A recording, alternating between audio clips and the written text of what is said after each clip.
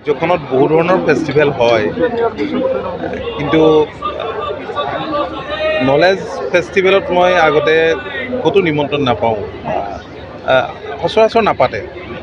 আৰু knowledge festival international knowledge festival, ইয়াত German, Sweden, Bhutan, Myanmar বিভিন্ন কাণ্ট্ৰিৰ ৰিপ্ৰেজেণ্টেটিভ আহিছে, অভিনেতাও আহিছে।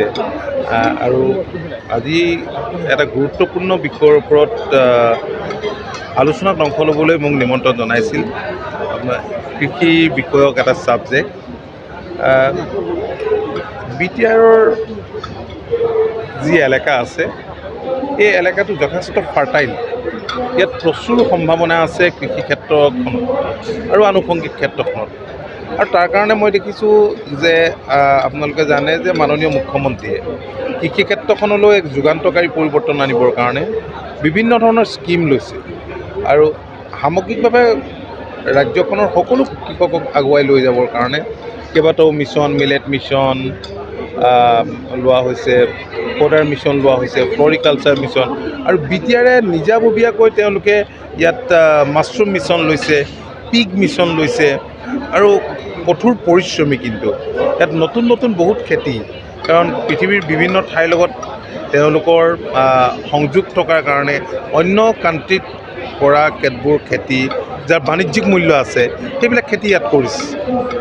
সেইবিলাকৰ পৰা উপাৰ্জন হৈছে। আনকি যিবিলাক ইয়াত FPC, FPO হৈছে, তেওঁলোক এক্সপৰ্টৰ লগত জড়িত হৈ পৰিছে। আৰু গৰিষ্ঠ সংখ্যক ৰাইজে কৃষক। গতিকে কৃষি ক্ষেত্ৰখনলৈ যদি এটা পৰিৱৰ্তন আনিব পাৰে, আৰু অনাৰ কাৰণে যিটো BTRে ব্যৱস্থা লৈছে, মই ভাবোঁ যে সামগ্ৰিকভাৱে BTR বসবাস কৰা লোকসকল, কৃষক লোকসকল নিশ্চয় উপকৃত হ'ব। আৰু আপোনালোকে জানে যে ৰাজ্যখনৰ GDPত 20% কৃষি আৰু আনুষংগিক খণ্ডৰ পৰা আহে। গতিকে এই খণ্ডটোৰ ওপৰত মাননীয় মুখ্যমন্ত্ৰীয়ে জোৰ দিছে, আৰু তেওঁৰ সপোন দেশৰ অগ্ৰণী 5খন ৰাজ্যৰ ভিতৰত আমাৰ ৰাজ্যখন অন্তৰ্ভুক্ত কৰিব লাগে।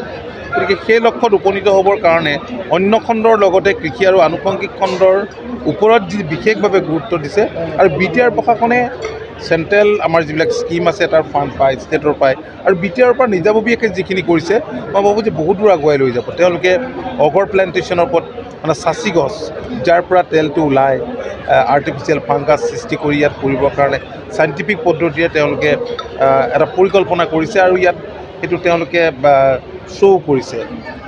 গতিকে মই ভাবোঁ যে তেওঁলোকে নতুন নতুন যি আঁচনি লৈছে, কাৰণ সমগ্ৰ আটাইকেইখন জিলাতে তেওঁলোকে ব্যাপক হাৰত অগৰুৰ বাবে চাচি গছ ৰোৱাৰ এটা পৰিকল্পনা কৰিছে। কিন্তু নতুন নতুন তেওঁলোকৰ যি পৰিকল্পনা, এই পৰিকল্পনাবোৰে যদি সঁচা অৰ্থত সাকাৰ ৰূপ পায়, মই ভাবোঁ যে বহুদূৰ কৃষকসকল আগুৱাই লৈ যাব, আৰু ইনকম দুগুণ নহয় কেইবাগুণো বৃদ্ধি হ'ব।